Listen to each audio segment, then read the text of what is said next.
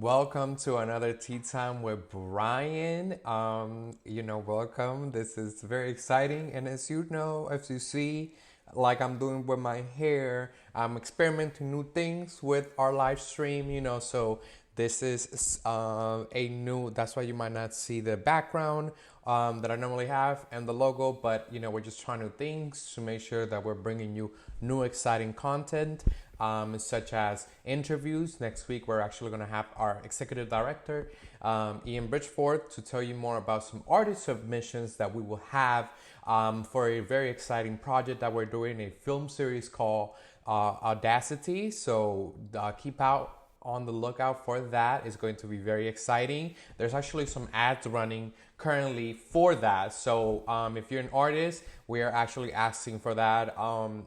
For submissions, you get paid $50 per submission. So definitely get you some money. Or make sure you let some of your friends that are involved know. So now let's also talk about the fact that we have a lot of different things to go into. First, let's talk about, our favorite tea that we're drinking today. Today, I am actually drinking a mix of acai and pomegranate. So cheers to that.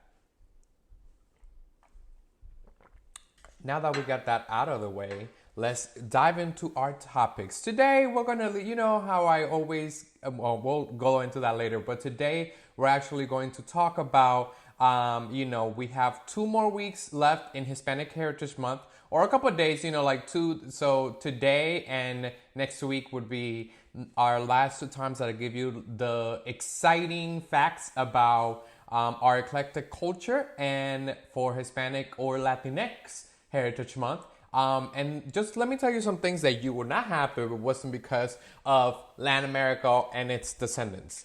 Did you actually know that the potato originated in Peru? Not anywhere else but Peru. They have, I think, about 100 different types of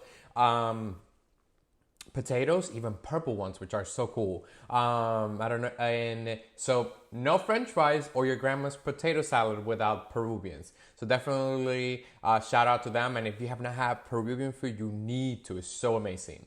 It's actually, and another fun fact, actually, did you know that Caesar salad was actually originated in Mexico?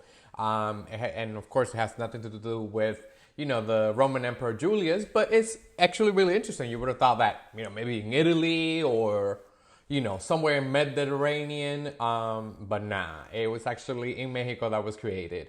Some other interesting fact is actually that you would not have bachata and merengue if it wasn't because of the Dominican Republic, and also reggaeton and salsa if it wasn't because of Puerto Rico and Cuba. Well, and I'll let the Cubans and Puerto Rican fight in the comments, but, both of them get credit for, creating salsa. So definitely your favorite music that you associate with like Latin America definitely comes from the Caribbean. So shout out to my Caribbean peeps. Very, very proud to be from there. And then also 2 last facts that I'll give you that might change your perspective. 80% of people in Latin America reside in cities, making it the most urbanized region in the world. So definitely a very eclectic, very metropolitan area. There's for every taste that you might have, you're gonna find it in Latin America. And another thing that I thought that was really interesting that when I found out a couple years ago was the fact that the widely known revolutionary Che Guevara was actually Argentino, not Cuban, as many believe. So, just want to leave you with those interesting facts so you can learn more about Latin America. So check out next week for some more interesting facts about you learning about the eclectic and amazing culture that is the Latin America. So now let's dive into the Rona updates. It's gonna be very fast. I think that unfortunately there has been a lot of different changes in the last couple of months, but I think it, if anything, has remained Constant is the fact that there's been mishandling of the pandemic. I don't think that is necessarily any surprise to many of us, but there has been a definitely some new updates with the fact that in the White House, that has now affected that. Rona does not care about your party affiliation or how you feel about it. So please, please, please, please, listen to the scientists and wear your mask, social distance if your work allows it, and wash your hands, and of course avoid large gatherings so you can be safe and you can tune in and join me as another Tea Time with Brian. So definitely short and sweet Rona update. So just be safe. This is what, month 6 of us being in this pandemic. So we should know, we should have some common sense of how to go about it in order to avoid this. So now let's go into our voting part of our live stream. We actually have to tell you that we're less than a month away from the general election, which is scheduled, of course, for November 3rd. October 6th, which was this past Monday, was the final date to register for the upcoming elections. Did you get a chance to register? Let me know. Did you have any problems? I also want to know about that, so sound off in the comments. Now, the next deadline that I want you to keep in mind is October 30th, because that is the last day you can request your absentee ballot.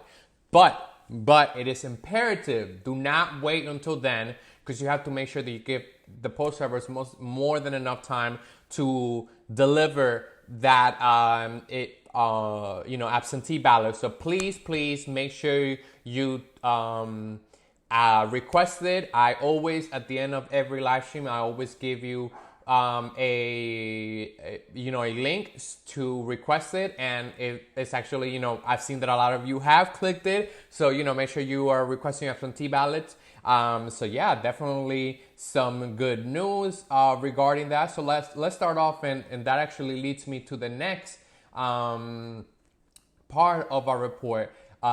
There's actually been a record 7.6 million Georgians that are registered to vote for the actual, November election. And, we definitely seen a jump in registered voters, because now, we are now a competitive state. Georgia is officially purple. So, we're definitely seeing a heightened interest in competitive elections up and down the ballot, which is extremely exciting because, I think that there's, of course, a lot of interest regarding presidential elections, but voting is local, meaning that, your local district attorney, your local, senator, your local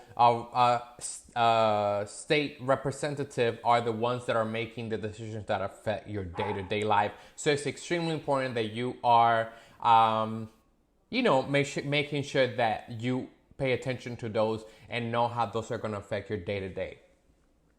So definitely, and another thing that's very interesting is the fact that there's actually 2 high stakes in the U.S. Senate for Georgia, and Georgia's actually the only state that has both seats actually up for elections. So make sure you watch out for that. It's definitely very competitive. Of course, congressional candidates, state legislators, and local officials are all up for grabs. So it's imperative that you make your voice be heard. And actually, another very exciting thing that we have noticed is that the number of Georgians voting by absentee ballot is definitely going to be a record. Of course, because of this year, most people want to make sure that they're safe. So they want to make sure they have a safe way. So most of them have requested the absentee ballots. And actually, to give you some numbers, in the June 9th primary, there was a record 1.1 of the 2.3 million that submitted absentee ballots. So almost half, which is, wow, amazing. And I'm very, very, very happy to hear that even, from the safety of our home, we have been able to make our voices be heard.